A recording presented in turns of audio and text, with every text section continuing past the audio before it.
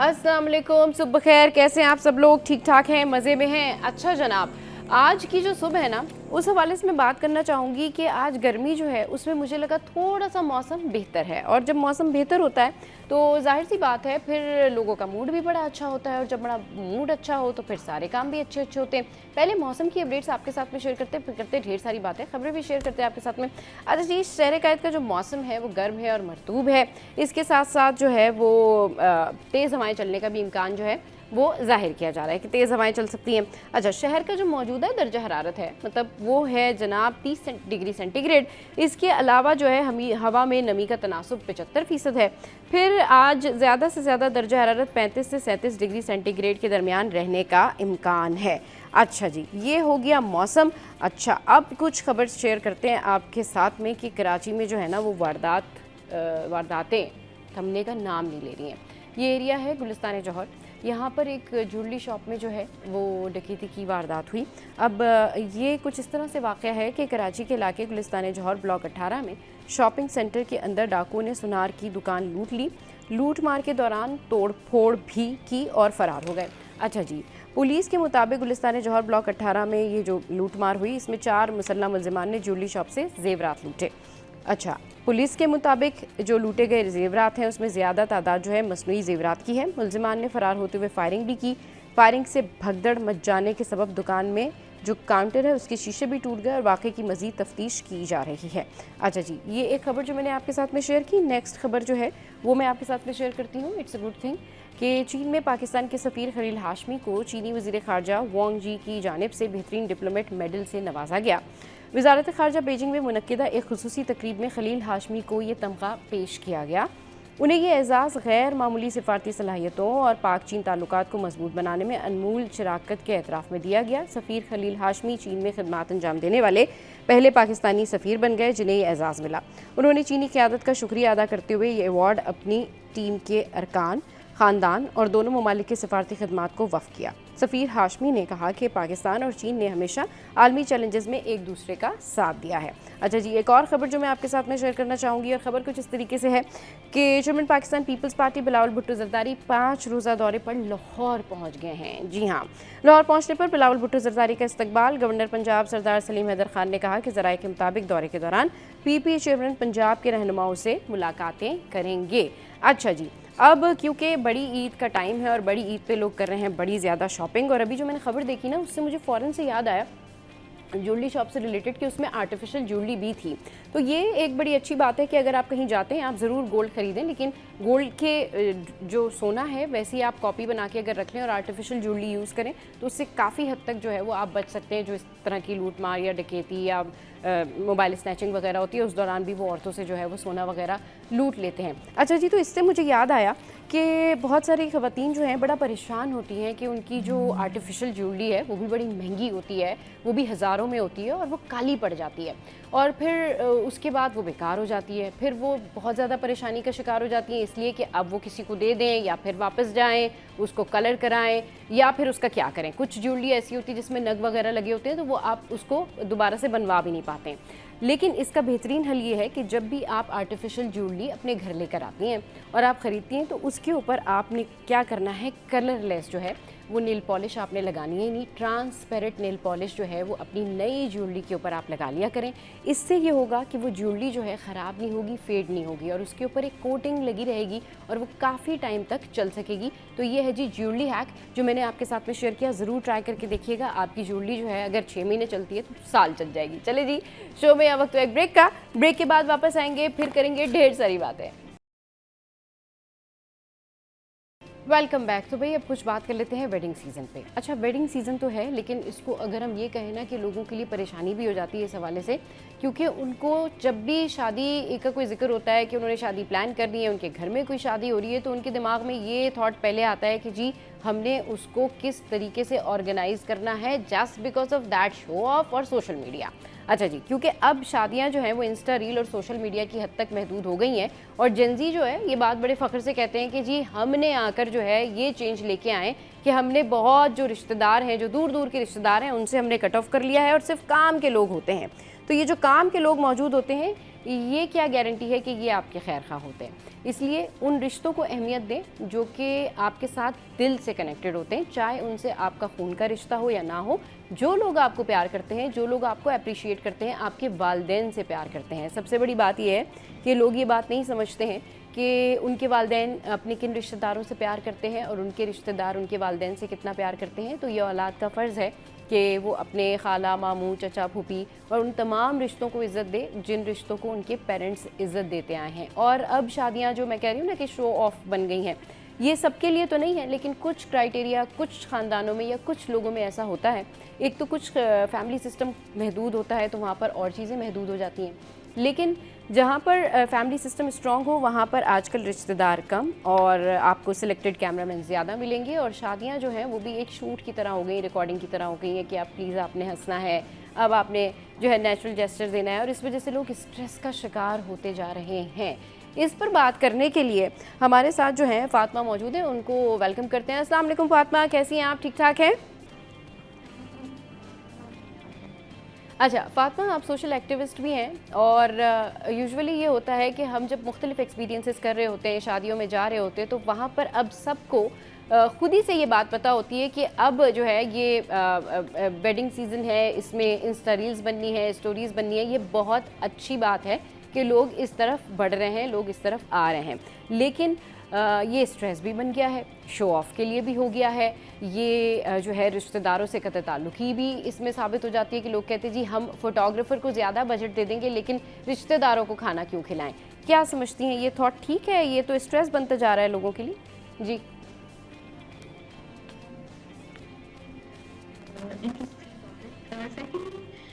तो इस तरह से कि अब आजकल जो शादियां हैं वो एक तरह का शो ऑफ बन चुकी हैं, एक आपका सादा सा इवेंट कम लेकिन शो ऑफ ज़्यादा होता है।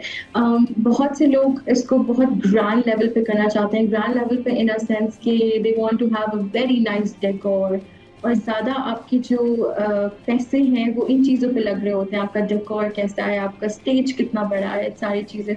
तो उसकी वजह से फिर they have to cut down on the people they are inviting, कि वो कितने लोग बुला रहे हैं, कितने नहीं बुला रहे। तो उसमें वो बड़े सिलेक्टिव हो जाते हैं। तो वो पिक एंड चूज़ करते हैं कि अच्छा चलो इसको भी निकाल दो, उसको भी निकाल दो, that person is not important. But I think अगर हम सादगी से करें और इतना एक्स्ट्रावेगेंट किस्म का आपका इवेंट ना हो, तो आई थिंक आप सबको अकोमोडेट कर सकते हैं। आपकी फैमिली जो है वो खुशी से वो इवेंट अटेंड कर सकती है। लेकिन it's more like a competition nowadays कि बहुत से ऐसे मैंने लोग देखे हैं, दे वेट कि अभी पैसे जमा नहीं हुए हैं, शादी करनी है। तो मतलब बिकॉज़ दे उनका जो एम होता है, जो गोल होता है, it's a huge lavish wedding. चाहे वो मेहंदी है, चाहे वो शादी का आपका इवेंट है। बीच में एक ट्रेंड चला था शेंदी का भी, जी बट नाउ वो भी खत्म हो चुका है। अब लोग वापस से आ गए हैं 3 to 4 इवेंट्स पे। ढोलकियाँ 1 महीने पहले से स्टार्ट हो जाती हैं। तो उसके लिए मतलब आई थिंक जिनकी शादी हो रही है, sometimes they don't realise it कि कितनी आपके पेरेंट्स पे कितना प्रेशर आ जाता है, एक तरह से उनको वो डेट में चले जाते हैं, उन पे कर्जा आ जाता है, because they have to fulfil the demands कि किस तरह से इवेंट हम लाविश किस्म का करेंगे ताकि हमारे बच्चे खुश हो सकें। सो ये चीज़ें आई थिंक हमें अपनी बच्चों को, स्पेशली जिनकी शादियाँ हो रही हैं या जो लड़के लड़कियाँ हैं जो प्लान कर रहे हैं बड़े बड़े events, so I think they should look into this matter, because what's they see on social media that it's all sponsored. ये सब कुछ स्पॉन्सर्ड होता है। सोशल मीडिया पे आप जितनी भी वेडिंग्स की देख रहे हैं, बहुत बड़े लेवल पे जो हो रही है, मेजॉरिटी ऑफ देम वो स्पॉन्सर्ड होते हैं। सो आई थिंक आम इंसान की वेडिंग तो स्पॉन्सर नहीं हो सकती। तो सारा जो कॉस्ट बेयर करनी है वो आपके फादर ने, आपकी मदर ने, आपके ब्रदर्स ने, जिसने भी करनी है। तो थोड़ा सा हमें इस चीज़ को सोचना चाहिए before putting our I think जो हमारे ख्वाहिशात हैं उनको आगे रखने से पहले सोचना चाहिए कि किस पे इस चीज़ का ज़्यादा असर हो, कौन इफेक्ट होगा हमारी इस चीज़ पे। सही। अच्छा फ़ातिमा, जहाँ पर बहुत ज़्यादा कंपटीशन है, शादियों में भी बहुत ज़्यादा कंपटीशन है और होना भी चाहिए पॉजिटिव कंपटीशन, लोगों को अच्छा भी लगना चाहिए, सोशल मीडिया पर भी फोकस करना चाहिए। इसके अलावा जो इंस्टा रील्स हैं वो भी बननी चाहिए और बड़ा अच्छा लगता है जब लोग अपनी बड़ी ज़बरदस्त ज़बरदस्त फ़ोटोग्राफी कराते हैं, पिक्चर्स बनवा रहे होते हैं। लेकिन अब लोग ये कहते हैं कि फ़ोटोग्राफ़र्स और सारी शादी की चीज़ें, इंफ्रास्ट्रक्चर एंड ऑल दैट बहुत ज़्यादा महंगा हो गया है, इसलिए हमने क्या किया है कि बस सिलेक्टेड रिश्तेदारों को बुलाते हैं और इससे ज़्यादा बस हम रिश्तेदार नहीं बुलाते हैं। अब सिलेक्टेड रिश्तेदारों में 50 लोग भी हो सकते हैं, 10 लोग भी हो सकते हैं, 25 लोग भी हो सकते हैं। हाँ, ये हर किसी की स्वाबदीद है, लेकिन आपको नहीं लगता कि लोग इस वजह से अब अपने रिश्तेदारों से भी दूर जा रहे हैं और बहुत ज़्यादा लोग अपनों से दूर जा रहे हैं, और उसकी वजह यही है कि चीज़ें बड़ा मटीरियलिस्टिक हो गई हैं?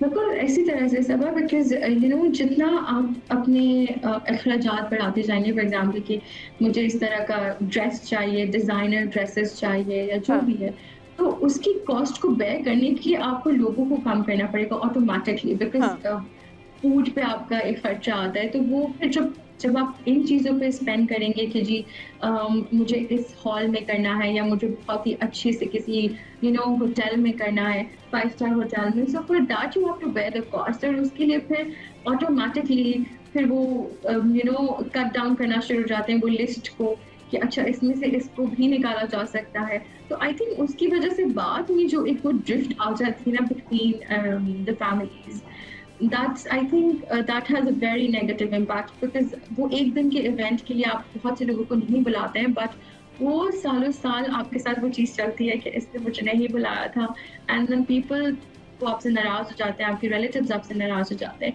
So I think we should also understand this thing कि जो बॉन्डिंग है आपकी with your relatives, with your extended family members, that is life long and that is very much important.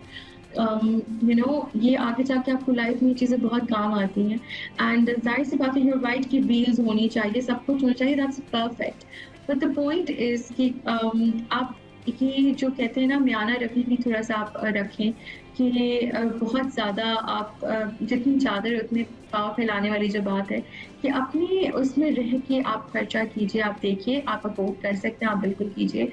आप किसी दूसरे को परेशानी में ना डालें कि आपकी सिर्फ़ आपके एक इवेंट की वजह से आपके फादर, आपकी मदर या एनीबॉडी एल्स जो कि आपकी शादी को स्पॉन्सर कर रहे हैं, कि वो वो परेशान ना हो जाए, वो किसी डिप्रेशन में ना चले जाए। सो आई थिंक ये चीज़ें देखनी चाहिए, बिकॉज़ आजकल इतना ज़्यादा कॉम्पिटिशन है सबा। हुँ। आई हैव पर्सनली सीन कि लोग दूसरों की शादी पे बैठ के खाना ऐसा था, एक डिश थी, ये नहीं था, वो नहीं था, इतनी ज़्यादा नुक्स निकालते हैं, which is very sad, because we don't realise कि जिसकी शादी है या जिसके फादर ने इतनी अ, मतलब इतनी सेविंग्स करके उसकी शादी की, अपनी बेटी की, अपने बेटे की, उसमें हम 1 दिन में बैठ के मतलब 1 घंटे में हम सारा कुछ बराबर कर देते हैं। उनका मज़ाक उड़ा के, उसमें से खीरे निकाल के कि ऐसा था, वैसा था, इस तरह से होना चाहिए, विदाउट रियलाइज़िंग कि एक इवेंट के पीछे कितनी ज़्यादा एफर्ट्स जो हैं वो होती हैं। सही, बिल्कुल ठीक कह रही हैं फ़ातिमा। अच्छा फ़ातिमा, सादगी ज़रूर इख्तियार करनी चाहिए, और अगर कोई चाहता है कि भई सादगी से शादी करे तो ज़रूर करें। इसके ऊपर तो हम बिल्कुल एम्फसाइज़ करेंगे कि सादगी से शादी करें, ये बहुत अच्छी बात है। लेकिन सादगी से शादी के नाम पर सिर्फ़ आप अपने रिश्तेदारों को कट ऑफ कर देते हैं, आप अपने बहुत अच्छे-अच्छे दोस्तों को कट ऑफ कर देते हैं, और उसके बजाय आप बहुत महंगे-महंगे फ़ोटोग्राफ़र्स करते हैं, इंस्टा रील्स बिल्कुल। बनवाते हैं, महंगे खाने बनवाते हैं जिसमें शायद किसी वो खाना शायद किसी उन खानों से किसी गरीब का भी भला ना हो, और वो सब कुछ इसलिए किया जाता है कि हमारी जो शादी है या इंस्टाग्राम्स की जो रील है या जो कुछ भी है सोशल मीडिया पर वो सब देखें। तो अगर इसी तरीके से है कि लोगों को कट ऑफ करना है, लोगों ने असल जो ऑर्गेनिक चीज़ें होती हैं शादी में वो नहीं करनी है, तो फिर सिर्फ इंस्टा के लिए ही अगर ये सारा कुछ होता है, तो आपको नहीं लगता कि इसका सोसाइटी पे कितना बैड इम्पैक्ट होगा? मतलब फिर ये जो रिश्ते हैं, ये जो इतने प्यारे रिश्ते होते हैं आपके ख़ानदान में, इनकी क्या वैल्यू है? इनकी वैल्यू बस इतनी है कि ये आपको इंस्टाग्राम की रील की हद तक देखें और ये समझें कि जी हाँ जी, फ़लाँ ने हमें शादी में नहीं बुलाया क्योंकि हमारे थोड़े दूर के रिलेटिव हैं, लेकिन ये है कि हमने इनको इंस्टाग्राम पर देख लिया। जी। बिकॉज़ आई थिंक बहुत से लोग जो कि सोशल मीडिया पे हैं, वो दूसरों को फॉलो कर रहे होते हैं, इन्फ्लुएंसर्स हैं, हाँ, विदाउट रियलाइजिंग कि क्या मतलब उसके पीछे क्या पूरी स्ट्रैटेजी है। हमें तो सारा गुड चीज़ें नज़र आ रही थी ना, everything which is good on the screen, हमें वो दिख रहा था। उसके पीछे क्या प्रॉब्लम्स हैं, किस तरह से उन्होंने शादी को मैनेज किया या किसको कट ऑफ किया, किसको नहीं कट ऑफ किया, they not going to tell you that. But in the longer run आप सफ़र करेंगे, बिकॉज़ आप अपने रिलेटिव्स को, आप अपने अंकल्स को, आंट्स को कट ऑफ कर देते हैं। Cut off in a sense कि जी उनको नहीं बुलाया शादी इनवाइट्स पे नहीं बिकॉज़ करते। हमारा बजट नहीं था। हम्म। बजट आपका क्यों नहीं था? Because you were doing it for the society, for the show off. You wanted to have a big event in a sense कि यू वांटेड 5 टू 6 डिशेस के 5 से 6 किस्म की डिशेस होंगी। हाँ। मेरा लहंगा जो है वो बहुत ही कोई यू नो एक्सपेंसिव होगा, हेल एक्सपेंसिव होगा, किसी डिज़ाइनर से होगा, या मैं जो डेस्टिनेशन वेडिंग करना चाह रहा हूँ। तो इस तरह की चीज़ें जो है ना, उसकी वजह से फिर वो जो आपकी फैमिली के साथ आपकी जो बॉन्डिंग है, वो जो निट है, वो फिर ख़त्म होना शुरू हो जाता है। बिकॉज़ ज़ाहिर-सी बात है, अगर आप अपनी खुशी में किसी को शरीक नहीं करेंगे, तो वो कल को आपके दुःख में, आपके गम में भी शरीक नहीं होना चाहेगा, एंड इट्स अ फैक्ट। जब आप लोगों को नहीं बुलाते अपनी किसी खुशी में, तो फिर in the longer run they don't want to be part of anything that is happening. कोई भी कभी आपको लाइफ में उनकी ज़रूरत है, और ऐसा नहीं है कि आपको कभी ज़रूरत नहीं पड़ेगी। बिकॉज़ ऑब्वियसली बहुत लंबी ज़िंदगी है, बहुत से ऐसे मौके आते हैं जब आपको अपने रिलेटिव्स की ज़रूरत होती है, अपने एक्सटेंडेड फैमिली मेंबर्स की ज़रूरत होती है। बट जब एक ड्रिफ्ट आ जाएगा कि जी आपने उनको नहीं बुलाया because you could not manage that budget because of that extravagant हाँ, क्योंकि ये जो वेडिंग हमारे that you wanted relatives to होते हैव, हैं, ये जो तो फिर हमारे उसकी चचा, वजह से फूफी, आपके खाला, पेरेंट्स सफ़र मामू, करते ये हैं। जितने आप भी भी Fatima. You know in the longer run suffer करते हैं बिकॉज़ ऑफ दैट। सो जी, आई जी। थिंक ये नहीं होना चाहिए। जी, जी, फातिमा, ये जितने भी हमारे रिश्ते होते हैं ना, ये ज़ाहिर-सी बात है हमने चूज़ नहीं किए होते। ये रिश्ते हम जब जिन फैमिलीज़ में पैदा होते हैं, उन फैमिलीज़ में हमें मिलते हैं, तो ये बड़े स्पेशल रिश्ते होते हैं, और इनको अगर आप खो देते हैं तो फिर ज़िंदगी भर आपको ये एहसास होता है कि आपने बहुत कीमती लोग अपनी ज़िंदगी से जो है वो खो दिए। ज़रूरी नहीं है कि हम किसी को जज करें कि किसी ने किसी को क्यों नहीं बुलाया, लेकिन यूजुअली बहुत सारे लोग इस हवाले से मैसेज करते हैं कि अब तो शादियों में अगर जाओ तो सिर्फ यही रह गया है कि बहुत कम मेहमान नज़र आते हैं, लेकिन शो ऑफ और जो सारा कुछ इंतज़ाम किया हुआ होता है वो बहुत ज़्यादा होता है। अच्छा, ये बताएं कि अपने बजट में रहते हुए लोग किस तरीके से एक अच्छी शादी जो है ऑर्गेनाइज़ कर सकते हैं जिसमें उनके रिश्तेदार भी खुश हो जाएं, और वो फोटोग्राफर्स भी बुला लें, और उनकी जो इंस्टा रील्स है और वो सारा कुछ जो वेडिंग उनकी जिस तरीके से रेडी होती है वो सारा कुछ कर सकें। द बेस्ट वे इज़ कि जो दोनों फैमिलीज़ हैं वो मिल के एक उस पे डिसाइड करें कि एक ग्रैंड रिसेप्शन हो सकता है, हाँ। ठीक है? या शेंदी हो सकती है जिसमें आपका मेहंदी और वो एक साथ हो। आप इस तरह का ड्रेस पहनें जो कि दोनों इवेंट के साथ चले आपका। और दूसरा ये है कि अगर आप जब इकट्ठे इवेंट करते हैं तो आपका बजट 50-50% हो जाता है। सही। हाफ-हाफ हो जाता है। So this way what you can do is you can have आप अपने रिलेटिव्स को बुला सकते हैं, वो अपने रिलेटिव्स को, तो एक जगह पे एक बहुत ही ग्रैंड इवेंट हो सकता है, एंड सारे अकोमोडेट कर सकते हैं आप वहाँ पे सब लोगों को, एंड अपने हिसाब से आपका एक फोटोग्राफर होगा जिसको आप लोग मिल के हायर करेंगे, एंड वो पूरा इवेंट आपको कवर करेगा। So it's all about playing smart, अगर आपके पास इस तरह के कुछ आइडियाज़ हों तो आप उनको ज़रूर व्हाट आई थिंक इज़ कि आप you discuss it with your going to be spouse, and जो आपकी इन-लॉज़ हैं, गोइंग टू बी इन-लॉज़, आप उनके साथ डिस्कस करें कि देखिए keeping the budget in mind, किसी भी साइड पे कोई प्रेशर ना आए, फाइनेंशियल प्रेशर नहीं आना चाहिए। एक शादी एक ऐसा इवेंट है जो कि खुशी से हो इंशाल्लाह, एंड उसकी कोई वो ना हो कि उसके बाद आप 1 साल तक परेशान बैठे रहें कि मेरे पास कुछ है ही नहीं स्पेंड करने को। सो आई थिंक थोड़ा-सा आपको इस तरह से हैंडल करना चाहिए चीज़ों को टैक्टफुली, कि दोनों साइड्स भी खुश हो जाएँ, रिलेटिव्स भी आपके पूरे आएँ, एंड आपका इवेंट भी अच्छा हो जाए, ऑन अ ग्रैंड लेवल। बिल्कुल ठीक कह रही हैं। जो फैमिलीज़ ये कंबाइन जो इवेंट्स हैं वो कर रही होती हैं, उनके पैसे भी बच जाते हैं और उनके रिलेटिव्स भी सब जो है वो शिरकत कर लेते हैं, और वो सारी चीज़ें भी जो उन्होंने कर रही होती हैं अपने वेडिंग से रिलेटेड, फोटोग्राफी है, रील्स है, या फिर जो भी उन्होंने मोमेंट कैप्चर करने होते हैं, वो सारी चीज़ें भी हो जाती हैं। बट बहुत सारे ऐसे लोग होते हैं जो कि कहते हैं नहीं जी, हमने कंबाइन इवेंट्स नहीं करने हैं, आप अपना अलग करें, हम अपना अलग करेंगे। तो इस हवाले से भी जो है फिर प्रॉब्लम क्रिएट होती है। लेकिन बेहतर यही है कि जब भी आप अपनी कोई खुशी कर रहे हैं, लाइक आप शादी कर रहे हैं, आप सालगिरह सेलिब्रेट कर रहे हैं, या आप कोई भी इवेंट ऑर्गेनाइज़ कर रहे हैं, तो उसमें दोस्तों को भी ना भूलें, फैमिली को भी ना भूलें और साथ साथ अपने अरेंजमेंट्स ऐसे करें, इतनी मयाना रवि इख्तियार रखें कि वो आपके लिए मैनेजेबल हो, कि उसमें सब के लिए जो है वो अच्छा हो जाए। बहुत शुक्रिया फातिमा आपके कीमती वक्त के लिए, आपने अपना कीमती वक्त निकाला। चलिए जी, शो में यह वक्त एक ब्रेक का, ब्रेक के बाद वापस आएंगे, फिर करेंगे ढेर सारी बातें। Welcome back. तो अब कुछ बात करेंगे करंट सिचुएशन पर। अब जिस तरीके से जो है वो मंशियात डीलर अनमोल उर्फ पिंकी के हवाले से बातचीत हो रही है, तो हमने सोचा कि जो करंट सिचुएशन है उस पर बात करेंगे, और उस पर बात करने के लिए हमारे जो करस्पॉन्डेंट हैं वो हमारे साथ मौजूद हैं, उनसे बात करते हैं। अस्सलाम वालेकुम Usama, welcome to the show. कैसे हैं आप? ठीक हैं अल्हम्दुलिल्लाह, thank you for having me. अच्छा उसामा, ये बताइए कि क्या कुछ हो रहा है, ये जो मंशियात डीलर हैं अनमोल उर्फ पिंकी, अभी करंट सिचुएशन इनकी जो है वो मुझ तक जो आई हुई है कि दरख्शां और गिजरी के 9 मुकदमात में मुलजिमा को जुडिशल कॉम्प्लेक्स जेल में पेश करने की दरख्वास्त दी गई है। सेशन अदालत ने तफ्तीशी अफसरान की दरख्वास्तें मंजूर कर ली हैं। अदालत ने मुलजिमा को जुडिशल कॉम्प्लेक्स जेल में पेश करने की इजाज़त दे दी। मुतल्लिका मजिस्ट्रेट जुडिशल कॉम्प्लेक्स में मुलजिमा के रिमांड की दरख्वास्त की समाअत करें। तो ये तो वो सिचुएशन है जो मैंने बताई। आप बताइए क्या कुछ हुआ, अब तक क्या कुछ है, करंट सिचुएशन क्या है और किस तरफ जा रहा है केस? देखिए, अभी ये जो जुडिशल कॉम्प्लेक्स में आज पेश किया जाएगा, ये तमाम वो मुकदमात हैं जो कि 2021 और 22 के हैं, इसमें अनमोल और पिंकी का नाम है। इसके मुख्तलिफ राइडर्स पकड़े जाते थे, तो वो नाम लेते थे कि इसका हम पिंकी के लिए काम करते हैं, तो उसकी मुकदमात ये दर्ज होते थे।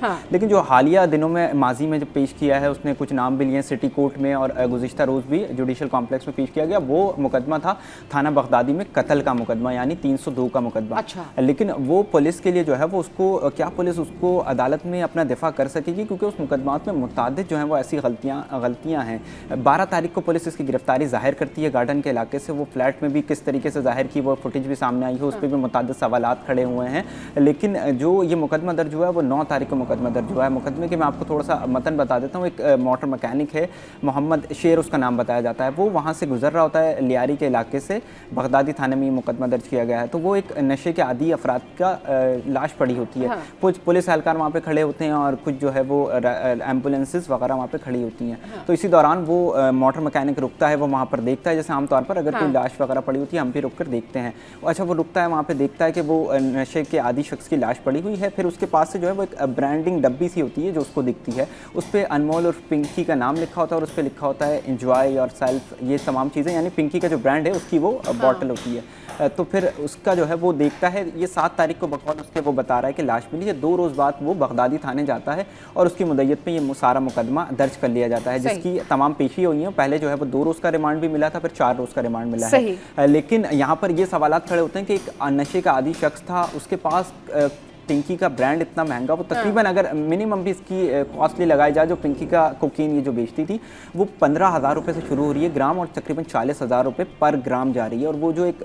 डब्बी होती है वो मिनिमम भी 70,000 रुपये से ज़ायद की होती है, क्योंकि उसमें 5 से 6 ग्राम होती है, कभी कभार ज़्यादा भी होती है। तो इतनी महंगी वो कैसे उसके पास आई? और फिर जो मुद्दई है उससे जो मरने वाला है, जिसकी लाश मिली है, उससे उसका कोई ताल्लुक नहीं है, वो उसको जानता नहीं है, उसकी ताहाल शनाख्त नहीं हुई है। पुलिस ने मुकदमा कैसे दर्ज कर लिया? और अभी जब मैं आपके शो में आ रहा था, ये मैं आपकी रिवील कर रहा हूँ, मैंने उस शख्स को कॉल करने की कोशिश की, उससे बात करने की, कि उससे जाना जाए कि उसने क्या हुआ उसको, कि वरना नशे के आदी अफराद की लाश मिलती है, लोग ऐसी छोड़ देते हैं। पुलिस से भी हमारा रोज़ का काम है, हम पुलिस से जब पूछते हैं कि सर ये लाश मिली है, पुलिस चेक करती है। अगर नशे के आदी शख्स की लाश होती है, उसको चेक किया जाता है, कोई टॉर्चर नहीं है, तो उसको अस्पताल में मुंतकिल नहीं किया जाता, ना उसका पोस्टमार्टम होता है, उसको ज़ब्ते की कार्रवाई के बाद सर्द खाने मुंतकिल कर दिया जाता है। उसके घर वाले आए तो आए, वरना फिर उसकी जो है वो लावारिसों के कब्रिस्तान में तदफीन हो जाती है। लेकिन यहाँ पे पुलिस ने 302 का मुकदमा दर्ज किया है। और उस शख्स के मुतालिक, जिस शख्स के मुतालिक मैं आपको बता रहा हूँ, उस शख्स से अभी मेरे उसी नंबर पे बात हुई है, वो नंबर भी गलत है। वो शख्स बता रहा है मैं औरंगी टाउन में रहता हूँ, उसका वो उससे डिनाई कर रहा है। अब ये भी पुलिस पे एक सवाल आ रहा है। और फिर उसी एफआईआर में डेट जो है वो ऊपर पुलिस कुछ और लिखती है, 7 अप्रैल लिख रही है, और नीचे जो है वो 7 मई लिख रही है। तो ये अदालतों में बहुत बारीक बीनी से सवाल खड़े होंगे, जिस पर पुलिस का सारा दबाव है। यानी 302 का आप मुकदमा कायम कर रहे हैं, आप किसी शख्स पे 324 का भी मुकदमा, इक़दाम कत्ल का मुकदमा कायम कर दें, उसको मुतादिद साल की सज़ा हो जाती है। ये 302 का मुकदमा, इस पर उम्र कैद और फांसी की भी सज़ा हो सकती है। लेकिन पुलिस ने यहाँ पर बहुत गफलत और लापरवाही बरती है। इसके अलावा जो दूसरा मुकदमा हुआ है, और ये अच्छा, दूसरे मुकदमे के हवाले से बात करते हैं, लेकिन शो में यह वक्त एक ब्रेक का, ब्रेक के बाद वापस आते हैं, फिर इस डिस्कशन को हम कंटिन्यू करेंगे। Stay with us. Welcome back. Usama Malik इस वक्त हमारे साथ मौजूद हैं। करंट सिचुएशन क्या है अनमोल उर्फ पिंकी की, उस हवाले से हमें बता रहे हैं। जी उसामा, कंटिन्यू कीजिए। देखें, हम दूसरे मुकदमे की बात कर रहे थे। दूसरा जो हालिया मुकदमा दर्ज हुए, माजी के तो मुकदमा हमने छोड़ दिए, वो चले ड्रग्स के थे। ये जो दूसरा मुकदमा दर्ज हुआ है जिसमें मंशियात मिली है, और ये उसके वो घर से मिली है जहाँ उसके शनाख्ती कार्ड पर जो नंबर दर्ज है, अबुल हसन अस्फहानी रोड है, गुलशन इकबाल का इलाका, वहाँ पर A1 कॉम्प्लेक्स है, उसका एक फ्लैट है। उस पर पुलिस की रेड से पहले मैं भी वहाँ पर गया था। तो वहाँ पर उसको कोई ऐसा नहीं जानता। वहाँ से पुलिस फिर उसी रात को तकरीबन 12 तारीख को इसकी गिरफ्तारी शो की है। पुलिस 16 तारीख को वहाँ पर जाती है, 15-16 तारीख को, और वहाँ से बताती है कि मंशियात मिली है, जब पे पिंकी को भी लेके गए थे। जब पिंकी को अदालत में पेश किया गया, जुडिशल मजिस्ट्रेट वस्ती की अदालत में, मैं भी उसी कमरे में मौजूद था। पिंकी ने सवालात उठाए और उसने जज के सामने बताया कि मुझे ये लोग लेके गए कस्टडी में, वहाँ पर एक घर का ताला तोड़ा गया जो कि मेरा ही घर था, उसने ओन भी किया उसको। और घर का जब ताला तोड़ा गया, वहाँ पे तमाम ही जगहों पे जो है वो मिट्टी वगैरह पड़ी हुई थी, लेकिन वहाँ से जो है वो मंशियात की तजल्लियाँ बरामद हुई बाकायदा उसके अल्फाज से, यानी वो इतनी चमकती हुई पैकेट से मंशियात के। तो वहाँ पे जो वो बरामद हुए उस पर भी जो है वो सवालिया निशान खड़े होते हैं। ये दो मुकदमात ऐसे हैं जिन पर पुलिस को मुश्किलात केस में होंगी। एक इतना हाई प्रोफाइल केस है। और फिर पहला जो जब इसकी 12 तारीख को गिरफ्तारी शो की गई है, उसकी दूसरे रोज़ एक वीडियो आती है सामने, जिसमें देखा जा सकता है कि कुछ लेडीज़ पुलिस एहलकार हैं और एक सब इंस्पेक्टर हैं, बशीर उनका नाम बताया जाता है। वो रात को जाते हैं और उस फ्लैट में, वो फ्लैट जब गेट खटखटाया जाता है तो रात के तकरीबन बकौल इनके, और टाइम भी 2 बजे से 2:30 बजे का वक्त है, गेट पिंकी खुद गेट खोलती है। अच्छा। खुद गेट खोलती है, अंदर जाते हैं, उसकी तलाशी लेते हैं। वहाँ पर कोई मौजूद नहीं है, सिर्फ पिंकी मौजूद है। और जो है वो मंशियात भी बना रही है बकौल पुलिस के, और वीडियो में भी दिख रहा है कि वहाँ पर कोकेन बन रही है, और तकरीबन 1.5 किलो कोकेन बन रही है। 1 ग्राम कोकेन की कीमत आप तकरीबन लगा लें 30,000 रुपये एस्टिमेट लगा लें, तो वो लाखों करोड़ों रुपए की कोकेन बनती है। 1500 ग्राम उस वक्त जहाँ से बरामद हुई है पुलिस के बकौल ये। और फिर जब कुछ दिनों बाद उसमें एक फैमिली आ जाती है सामने, वो कहती है कि वो घर तो हमारा है, हम 8 साल से वहाँ पर रिहाइश पजीर हैं।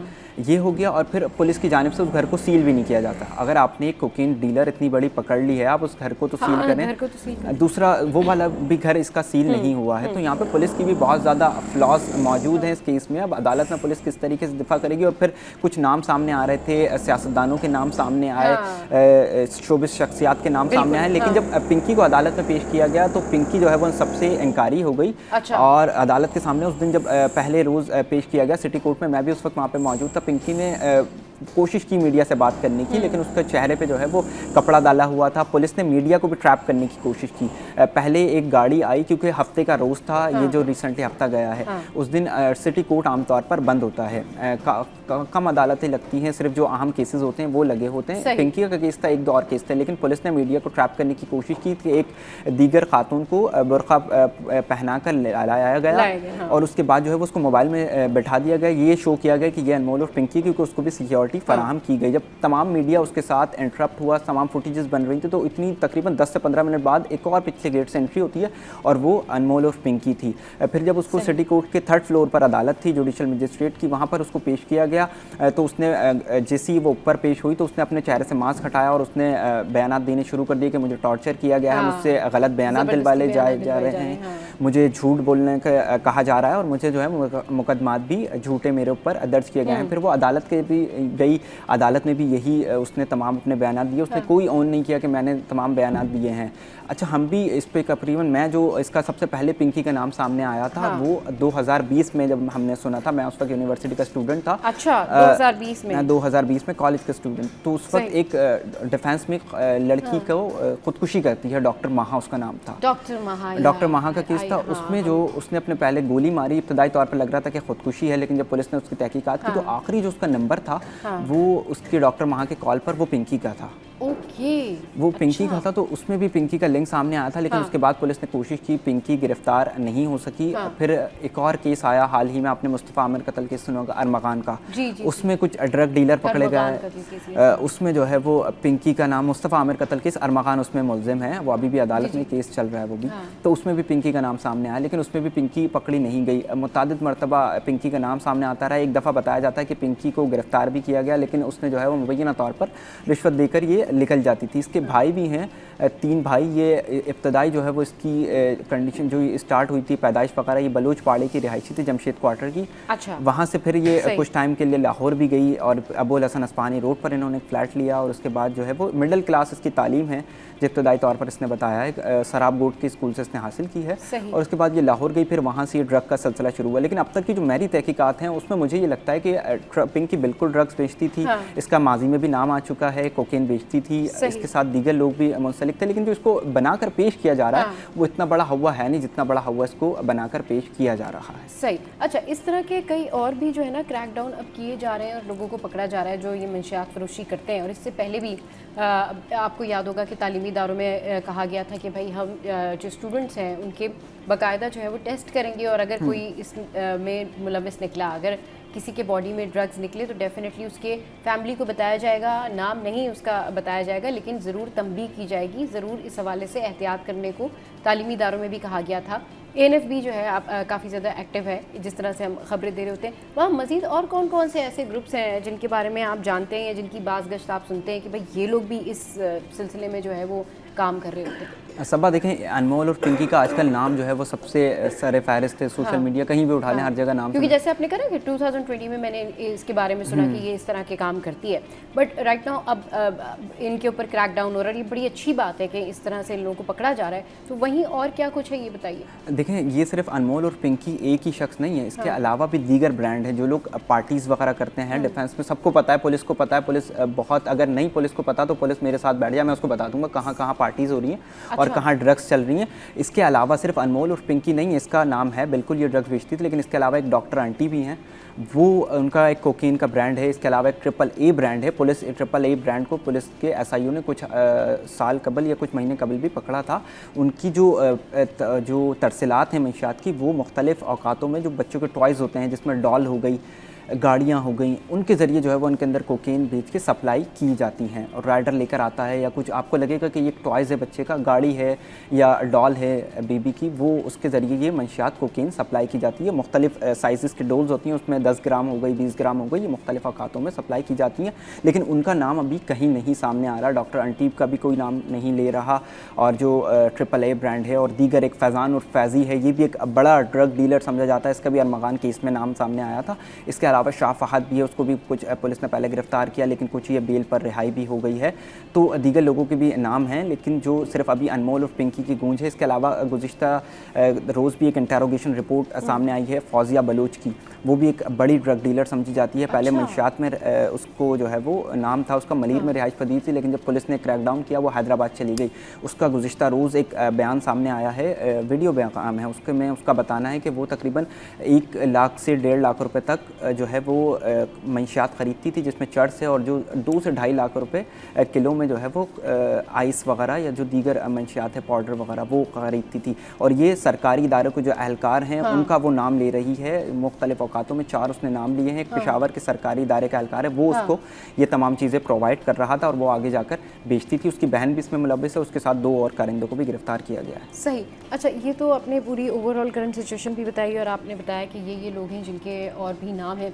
अच्छा, ये जो अनमोल और पिंकी है, जब ये अदालत में आई थी तो शी वाज आस्किंग अबाउट बाबा के, कोई बाबा है कि ये कौन, कुछ क्या स्टोरी है ये इसके पीछे? देखिए, उस वक्त मैं मौजूद था। वो बाबा का उसने नाम लिया क्योंकि जो उसके वकील थे लियाकत कबूल साहब, उनसे हमारी बात हुई थी। तो पिंकी से क्योंकि वो उस वक्त अटैच नहीं थे, उनके वालिदैन जो लियाकत कबूल के मुताबिक उनका कहना था कि उनके बाबा और जो दीगर रिश्तेदार हैं उन्होंने उनको हायर किया था कि आप जाके हमारा केस लड़ें। तो उस दौरान उसने उनसे पूछा, वो अदालत में जब मुकालमा हुआ तो अदालत जब पहली दफ़ा पेश हुई तो अदालत ने उसको, वो घबराई हुई थी। पहली दफ़ा जब फर्स्ट टाइम इसको पेश किया गया, जब 12 तारीख को इसकी गिरफ्तारी पुलिस ने जाहिर की है, गार्डन पुलिस ने, तो अदालत में पेश किया। तो आपने वीडियोज़ भी देखी होंगे, उसमें अलग ही उसके ठाठ थे। वो टांग पे टांग रख के बैठी हुई है, ग्लासेस लगाए हुए हैं, हाथ में मिनरल वाटर की बोतल है, जिससे लग रहा था कोई फुल प्रोटोकॉल उसको दिया गया था। लेकिन जब दूसरी दफ़ा हफ्ते के रोज़ उसको पेश किया गया 3 रोज़ा जिस्मानी रिमांड के बाद, तो उस दिन उसके ठाठ जो है वो बिल्कुल मुख्तलिफ थे। बॉडी लैंग्वेज 360 डिग्री जो है वो उसकी चेंज थी। उस दिन उसका जो है वो माइंड भी बहुत ज़्यादा, वो उसका रूहान सी भी हो रही थी, उसकी आवाज़ भी बिल्कुल चेंज चीज़ थी। तो जब वो अदालत में गई तो अदालत में उसका ये कहना था मुझे टॉर्चर किया गया है। अदालत ने उसको कहा पानी पिएँ, रिलैक्स हो जाएं। तो फिर उसने एक वकील की जानिब देखा, उसने वकील से यही मुकालमा किया कि आपको बाबा ने भेजा है। तो उन्होंने कहा जी मुझे बाबा वगैरह ने। तो वो उसके वालिदैन के हवाले से बात कर रहे थे क्योंकि उसके वालिदैन भी ज़िंदा है, कोई इसकी इतनी एज भी नहीं है। 95 की इसकी पैदाइश बकौल बताई जाती है, 32-31 ईयर इसकी जो है वो एज है इस वक्त। सही, चलो जी, बहुत शुक्रिया उसामा, आपने हमें अपडेट किया, हमें बताया कि भाई करंट क्या सिचुएशन है इस हवाले से। शो में वक्त ब्रेक का, ब्रेक के बाद वापस आएंगे, फिर करेंगे ढेर सारी बातें।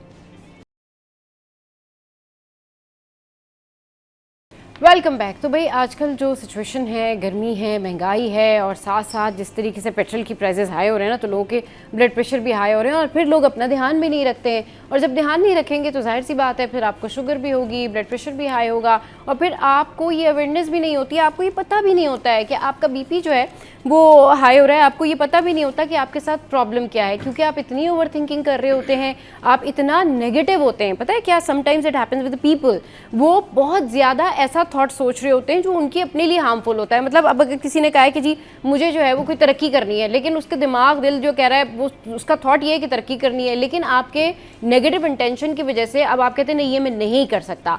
तो जहाँ पर आप ये कहते हैं मैं नहीं कर सकता, वहीं पर आपकी सैड फीलिंग्स हो जाती हैं स्टार्ट और फिर आप हो जाते हैं परेशानी का शिकार। और उसमें फिर बहुत सारी चीज़ें हैं, जस्ट लाइक आपने कोई ख्वाहिश की है कि आपने कोई चीज़ अचीव करनी है, कोई महंगा फर्नीचर लेना है, कोई महंगी गाड़ी लेनी है, लेकिन आप नहीं ले पाते हैं, तो फिर आप सैडनेस की तरफ जाते हैं या मायूसी की तरफ जाते हैं। ऐसा नहीं करना है और इन्हीं छोटी छोटी चीज़ों की वजह से आपको प्रॉब्लम होती है। इन्हीं छोटी छोटी चीज़ों की वजह से ओवर थिंकिंग करते करते करते हार्मोनल इम्बैलेंस हो जाता है। बहुत सारे लोग अपनी सेहत का ख्याल नहीं रखते और फिर वो शुगर और कोलेस्ट्रॉल और फिर हाई ब्लड प्रेशर जैसी जो कंडीशंस हैं उससे गुजर रहे होते हैं। इस पर बात करने के लिए हमारे साथ शाह भाई मौजूद है, उनको शो में वेलकम करते हैं। अस्सलाम वालेकुम शाह भाई, कैसे हैं आप? Welcome to the show. वालेकुम अस्सलाम बेटा, कैसे हैं? खैरियत से? मैं बिल्कुल ठीक ठाक। शाह भाई ये बताएं कि बीपी शुगर इसको कैसे कंट्रोल किया जाए, इसके लिए क्या कुछ करना चाहिए, लाइफस्टाइल कैसे रखें, रेमेडी क्या करें? देखें, सबसे पहली चीज़ ये है कि एक बीपी होता है विरासत से, हाँ। ख़ानदानी होता है। हाँ।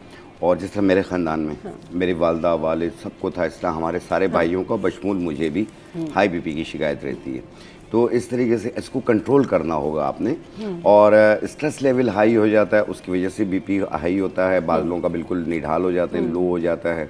और बाज़ लोगों का डिप्रेशन, जिस तरीके से कंधों में खिंचाव होना, घबराहट, बेचैनी होना, हर वक्त सोचते रहना और हर बात के 10 मायने निकालना, उसकी वजह से भी बीपी शूट करता है। और एक होती है कि किसी के अंदर फीलिंग्स आती हैं कि जी यहाँ कंधों में दर्द हो रहा है, इसमें दर्द हो रहा है, सर में दर्द हो रहा है, जी बीपी हाई हुआ है। एक की फीलिंग्स बिल्कुल नहीं आती हैं लेकिन बीपी शूट हुआ होता है, वो बहुत ख़तरनाक होता है। ऐसे पेशेंट को चाहिए कि रोज़ाना सुबह और रात अपना बीपी चेक किया करें, दिन में 2 बार, बार बार चेक ना किया करें और 2 बार चेक करें।